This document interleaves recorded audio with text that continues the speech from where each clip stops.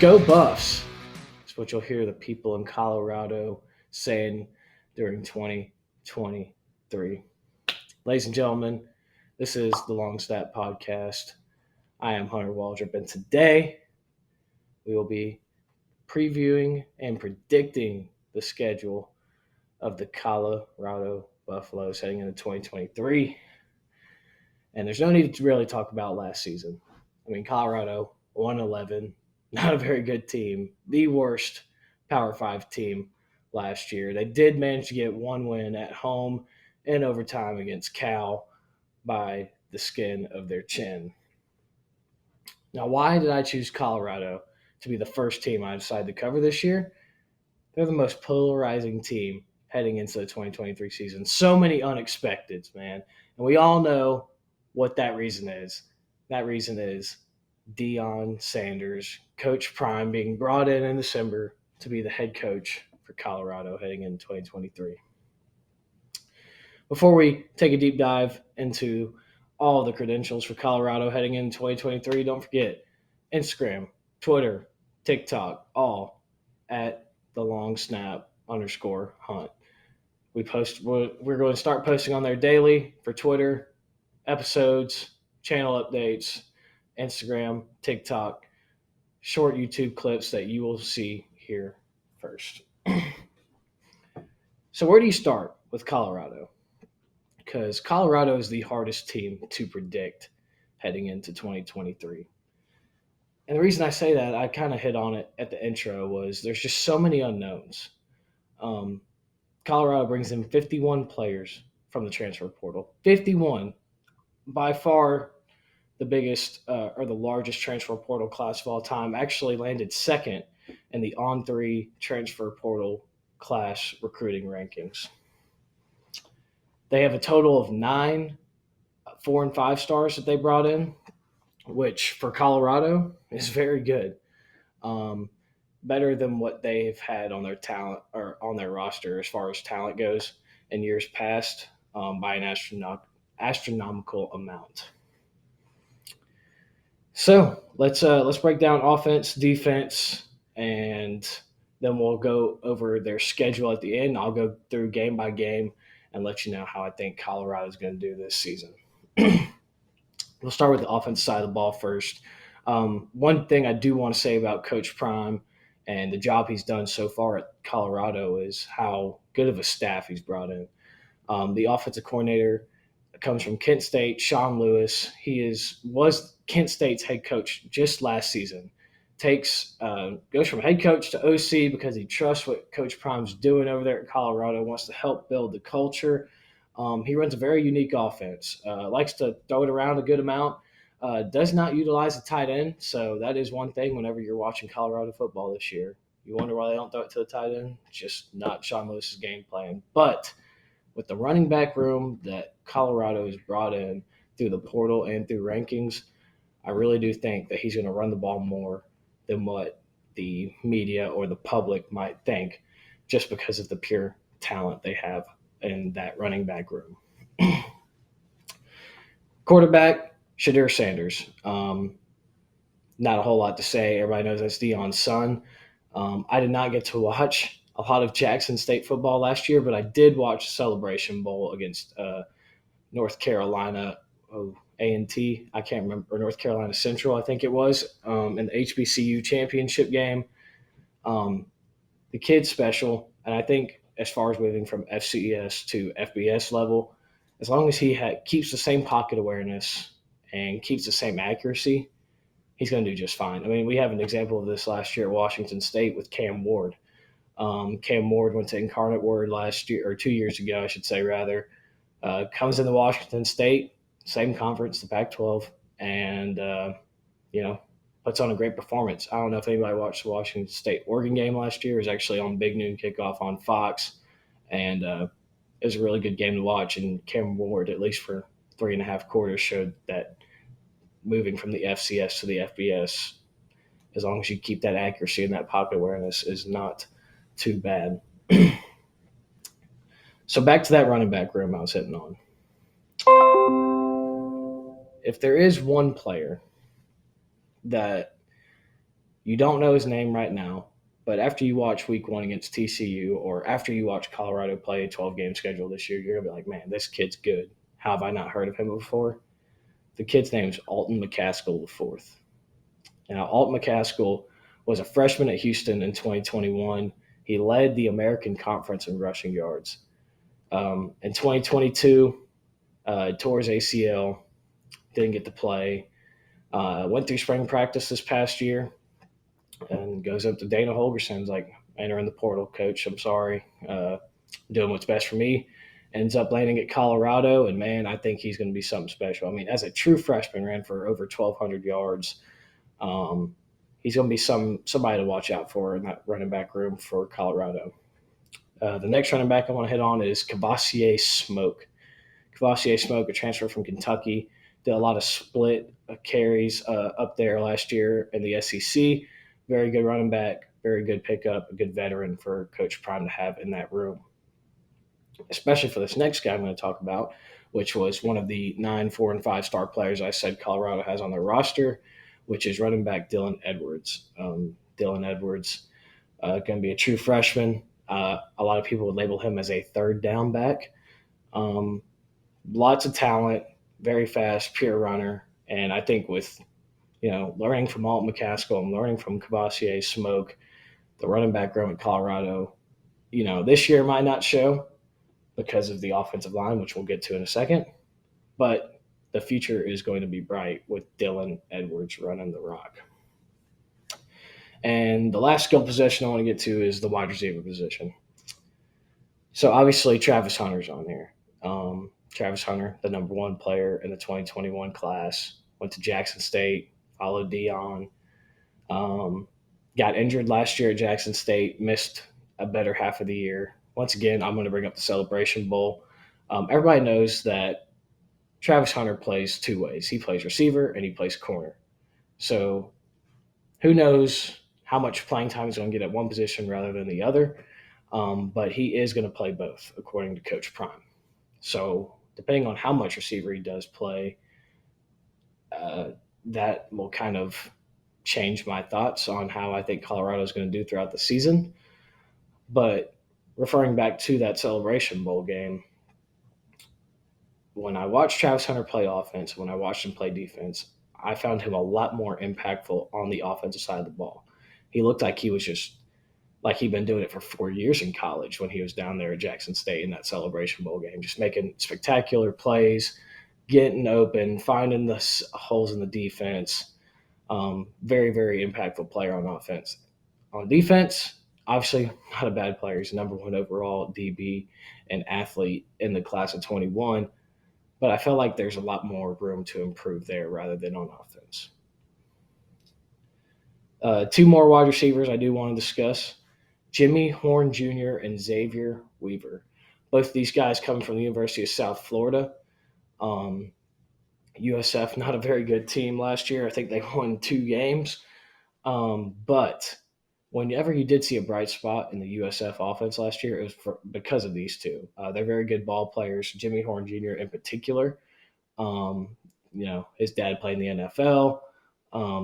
So it's right there. They have the talent. We just need to see it translate to on the field rather than just on paper. And now that weak spot I was talking about, the offensive line for Colorado. So we all know 51 players from the transfer portal. They kept 3 of their starting offensive linemen from last year on this year's roster. Now, whether that means they're going to start or not, that's a different story. Nobody's going to know till week 1 when they are in Dallas, Fort Worth. But they also brought in 6 transfer offensive linemen, but none of them played at the Power 5 level, which is not trying to take away from how good they are and how skilled they might be. These kids might be awesome. Like, off the top of my head, the kid from Kent State that transferred over to Colorado that played with Sean Lewis, he's very good. He's going to be a good talent. I think he's going to fit in. It's a plug and play. But there's a few others where it's like, well, they did play college last year, but are they, it was FCS or Group of 5 or D2, and it's just There's a lot of unknowns. Back to that unknown factor that we were talking about in the introduction of this video. But if this offensive line can't hold up, make a wall, and create a pocket for Shadur Sanders to throw in, it's going to be a long day and a long season for Colorado, because that's the one thing Shadur Sanders got to bank on at Jackson State. He didn't have to worry about a lot of pressure. And even when he did, the kid can move. He can move around the pocket. He can make plays with his legs. But the speed and the tempo of the game changes a lot when you go from the FCS and the SWAC to the Power 5 and the Pac 12. Defensive side of the ball. And this is really where the unknown factor comes into play. But one more, nail I want to hit on the head as far as Coach Prime goes is I want to bring up that staff again. The defensive coordinator, Charles Kelly, coming from Alabama, great hire. Learning under Nick Saban doesn't get much better than that. But Charles Kelly's been with a few other college programs throughout his career. Another notable one off the top of my head is Auburn. So, I mean, he's coached against the best of the best and with the best of the best athletes. And Coach Prime did a very good job by bringing him in for this upcoming season. There's only one position group that I am certain about as far as who's going to be on the field and what position they're going to play. Because Colorado, they brought in a lot of defensive transfers, more than offense. Now, these transfers, unlike the offensive line, some of these are Power Fives, like backups from Alabama, Clemson, and Arkansas. And, when you're getting backups from SEC schools and then a school like Clemson, usually those kids are going to get developed and they're 3-4 star players and were highly touted out of high school. So the potential's there. But will they play and where they're going to play at? It's all up in the air. Nobody's really going to know until week 1 against TCU. So I'm not going to dive into all these position groups. But the one I am going to dive into is defensive back. Cormani McClain and Travis Hunter, we know for a fact will be the two corners. Now, Cormani McClain, he was the 5-star top corner in the 2023 class. Comes to Colorado, flipped his commitment as soon as Coach Prime got there. And he's going to play as a true freshman. No ands, ifs, or buts about it. Cormani McClain, and you're going to watch him develop over the next 3 years at Colorado. Now, how good will he be as a true freshman? I don't know. But the talent and the potential sure is there. And we already mentioned Travis Hunter early in the video. I'm going to go ahead and say I think he's going to play more defensive back than wide receiver. That's what he played more of in high school. That's kind of what he was going to play at. Well, he was committed to Florida State for 3 years before he just switched to Jackson State. And I think a main reason for that is because he got told he's going to play both sides of the ball. So that's going to be a plug-and-play, evaluate type of situation for Coach Prime and his coaching staff as far as Travis Hunter goes. But week 1, TCU, Cormani McClain, Travis Hunter will be the corners. And one of the safeties is going to be Shiloh Sanders. Obviously, this is Deion's other son. This is his 5th year, I believe, maybe 6th. He just graduated from Jackson State, came in for summer practice, and he's going to be ready to rock and roll. A good veteran presence to teach some of these young guys or guys with less experience. He's going to be very good for that Colorado defense. So that's kind of the breakdown of both their offense, their defense, and what it's going to look like heading into the year. Now, I know I didn't give a lot of information on certain aspects and certain players just because, like I said, this is the unknown team. That's why it's so hard to predict heading into 2023. So the schedule for Colorado heading into the 2023 season is not an easy one by any stretch. They get the better half in the harder portion of the Pac-12 than some of their other teams in their conference. And the over-under win total for Colorado this year is 3.5 wins. And obviously you can't win a half game. That is a betting number. And if you think Colorado is going to win 3 or less games, you would bet the under in this scenario. And if you think they're going to win 4 or more, you bet the over.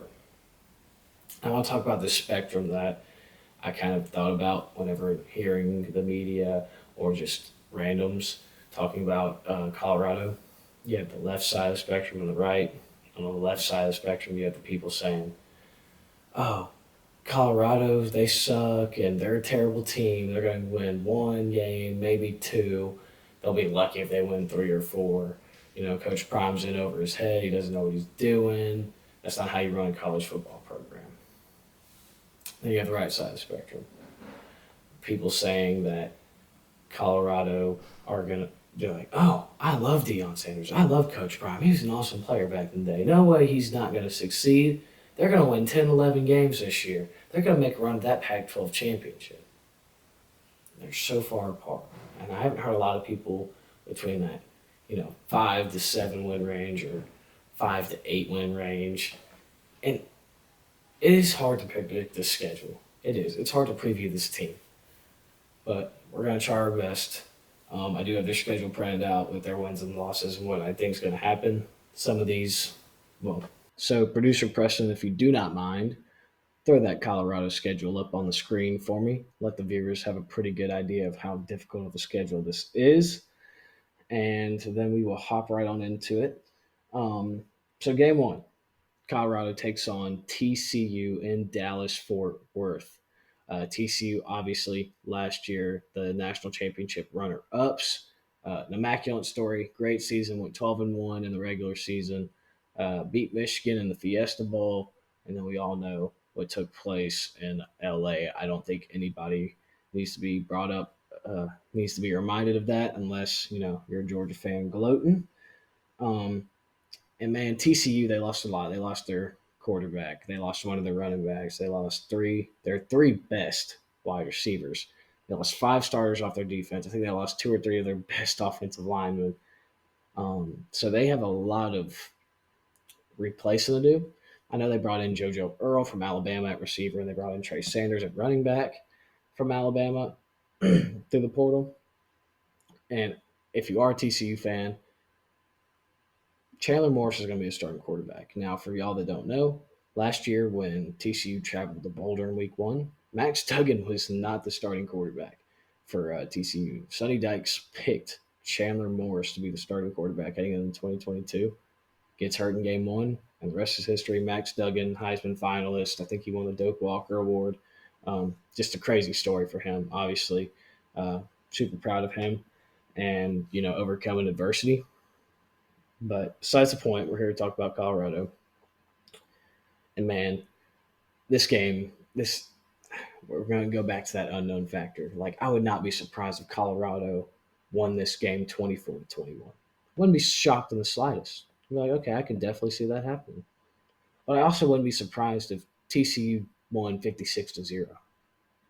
Neither one of those results would shock me. I'd be like, oh, okay, well, left it in the spectrum one today, and then oh yeah, Colorado is a good team, or TCU might not be as good, or both these teams are good, and it's just a really good football game. This game is big noon kickoff, week one, Fox Sports. Colorado is currently a 3 possession underdog. They're up to like 20 and a half, and that number is going to continue to grow because it started off at 17 and a half. So it's only going to get larger. Um, I I'm gonna pick TCU to win, but I will pick as of right now. What's today's date? July 7th, 2023. I think Colorado will cover the 20 and a half point spread. I think it'll be within 2 possessions, a possession and a half, maybe. I don't see TCU blowing them out, but would it surprise me? Absolutely not. If I was anybody, I'd keep my money away from that game. Next game, you go home. First Deion Sanders home game in Boulder. You're taking on Nebraska, former Big 12 rivals. Nebraska, first year head coach Matt Rule, bringing in Georgia Tech quarterback transfer Jeff Sims to run his offense. He's done a lot of good work in the portal. I think Matt Rule and Nebraska are heading in the right direction. I think they're going to be a very, very good program in the next 2, 3, 4 years. But I do think it will take him some time, just like it's going to take Coach Prime some time to get his feet underneath him. So when looking at this game, I think the teams are a little bit more evenly matched than what some people are giving Colorado credit for. Because I'm seeing a lot of people just, oh, Nebraska's going to blow them out. I'm pretty sure this game is big noon kickoff as well, which is pretty cool. This game is in Boulder, and like I said, I see both teams kind of on an even playing field. For me, it came down to who the home team was. I'm going to take Colorado to win this game. If this game was getting played in Lincoln, Nebraska, I would take Nebraska. It's just as simple as that. Moves to Colorado to 1-1 heading into week 3. You play in-state rival Colorado State. That should be an easy win. And if it's not an easy win, and if you're really, really struggling against Colorado State, then some serious, serious concerns are going to come up about Coach Prime. I got you at 2-1 heading into the worst 2 week stretch in the Pac-12 this year. You have to play at Oregon in Eugene against Bo Nix and Dan Lanning year 2. Yeah, that one's not going to be pretty. That's their second loss. And then you come back home to Boulder. You take on USC and the former Heisman Trophy winner, Caleb Williams and Lincoln Riley. Yeah, that game's not going to be pretty either. The combined score to those two games might be 115-28. I'm not kidding. Both those games are going to be really rough for Colorado.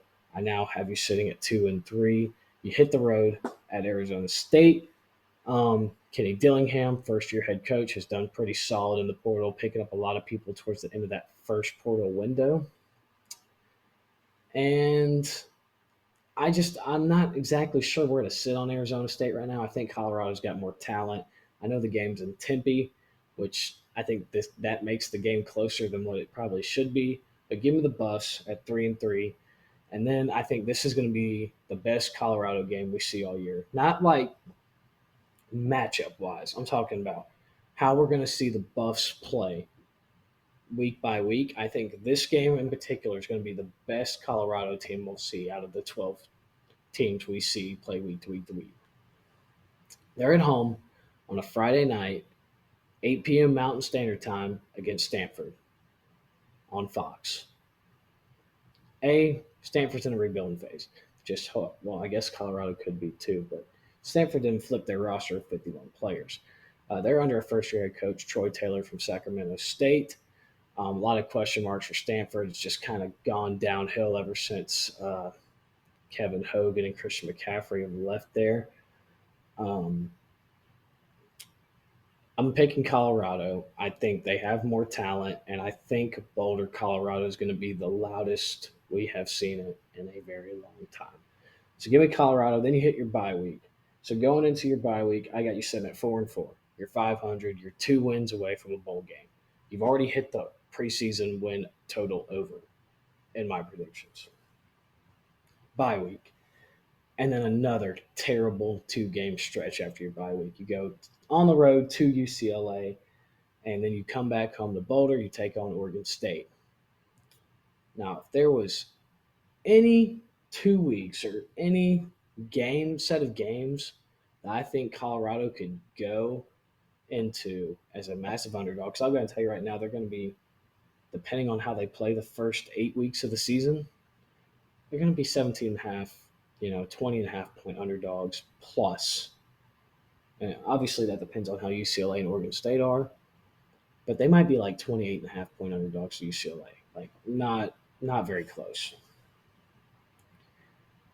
But if there are 2 games on this schedule that I think Colorado's going to be a massive underdog in both of these games, they can go in there and win and get the upset. It's these two.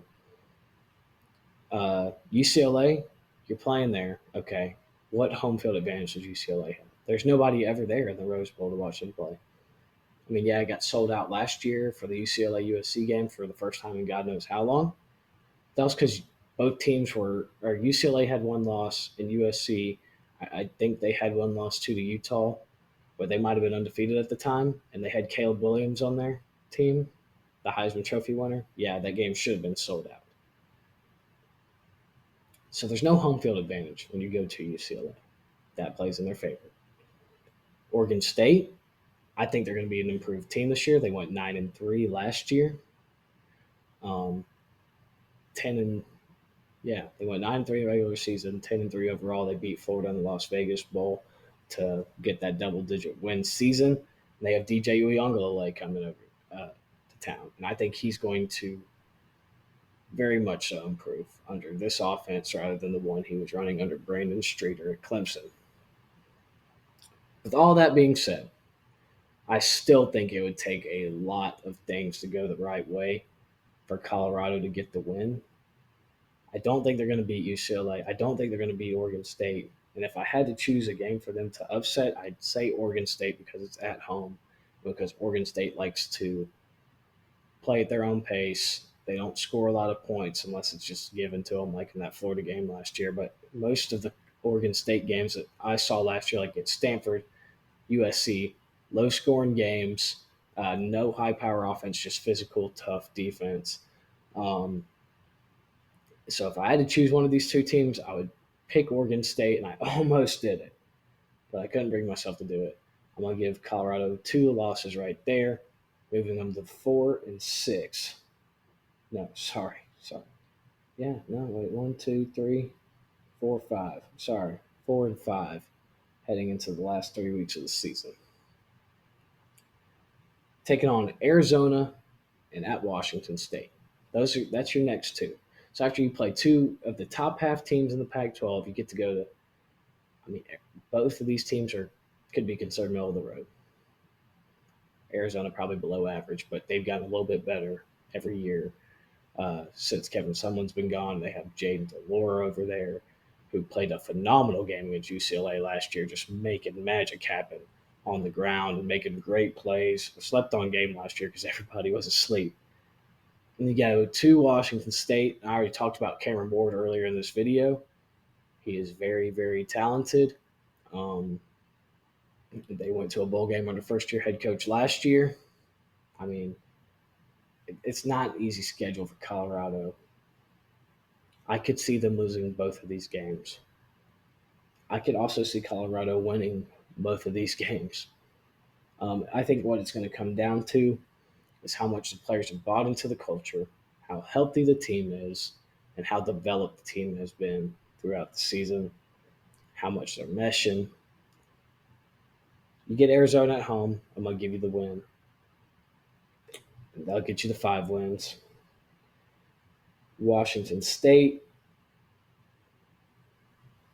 if you win at Arizona and you know you have to win the next game, because last week of the year they play at Utah in Salt Lake City. I'll go ahead and tell you right now, that game's not going to be close. It's going to be a slaughterhouse. Colorado's not winning that game. So there's your 6th loss. I got you at 5-6. We're stuck on week 11 at Washington State. I'm gonna give them the win for the sake of bowl eligibility and to have a little bit of fun on here, right? So I got Colorado going 6-6 to finish the season. Um, and like I said, guys, that was very hard to do. Usually, I could just kind of fly through these, be like, yeah, I can lean this way or lean that way, or I think this has a good chance to be an upset and pick the upset. But I would say their floor about 3 wins, and their ceiling is about 8 wins. So that's how I think Colorado's going to do this year, guys. A quick review, everything. 6-6 Colorado team. 51 players in the transfer portal, most we've ever seen. If Deion Sanders makes it to a bowl game this year, huge success. And it's also, if he makes it to a bowl game this year, every first year head coach that comes along after him will now have the pressure put on them. Because they're like, if Coach Prime can turn a 1-11 team around that lost every single game last year by an average of 23.5 points into a bowl team the next year by flipping the roster, y'all are going to do the same thing.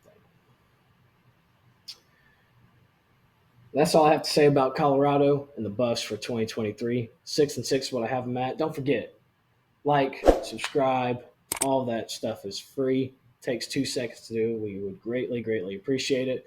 Follow us on Twitter, Instagram, TikTok at @thelongsnap_hunt.